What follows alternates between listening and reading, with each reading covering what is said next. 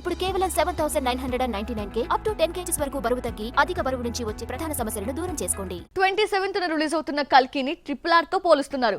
RRR historical fiction అయితే కల్కి mythological science fiction. ఒకదానితో మరొకదానికి సంబంధం లేకపోయినా ఈ రెండింటిని ఎందుకు కంపేర్ చేస్తున్నారు?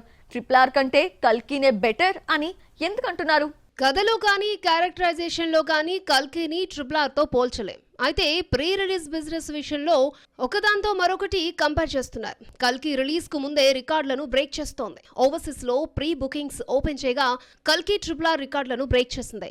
అమెరికాలో ప్రీ బుకింగ్స్ లో స్పీడ్ గా $1 మిలియన్ మార్కును అందుకున్న ఇండియన్ సినిమాగా రికార్డు క్రియేట్ చేసింది. ఇదే తరహాలో బుకింగ్స్ కొనసాగితే విడుదలకు ముందే $2 మిలియన్ చేరుకుంటుందని అంచనా వేస్తున్నారు. అమెరికాలోనే కాదు ఆస్ట్రేలియాలో కూడా ప్రీ బుకింగ్స్ బాగున్నాయి. విదేశాల్లో ఎక్కువ ఐమాక్స్ లో విడుదలవుతున్న సినిమాగా కల్కి మరొక రికార్డ్ ని క్రియేట్ చేసుకుంది. ఏకంగా 90 కంటే ఎక్కువ ఐమాక్స్ లో కల్కిని ప్రదర్శించనున్నారు. ఇప్పటి వరకు ఏ భారతీయ చిత్రం ఇన్ని ఐమాక్స్ థియేటర్లో విడుదల కాలేదు. రిలీజ్ కి ఇంకా 2 వారాలు ఉండడంతో ఐమాక్స్ థియేటర్స్ మరిన్ని పెరిగే అవకాశం ఉంది. కల్కి తెలుగు ప్రీ రిలీజ్ ఈవెంట్ ను అమరావతిలో 23న ప్లాన్ చేస్తున్నారు. సినిమాలో నటించిన అమితాబ్, కమల్, ప్రభాస్, రాజేంద్ర ప్రసాద్, దిశా పటాని హాజరు కానున్నారు. సినీ రాజకీయ ప్రముఖులను అతిథులుగా ఆహ్వానిస్తున్నారని తెలిసిందే. ఏపీలో కొత్త ప్రభుత్వం ఏర్పడిన తర్వాత అక్కడ ఫస్ట్ ఈవెంట్ జరుపుకుంటున్న సినిమా ఇదే కానుంది.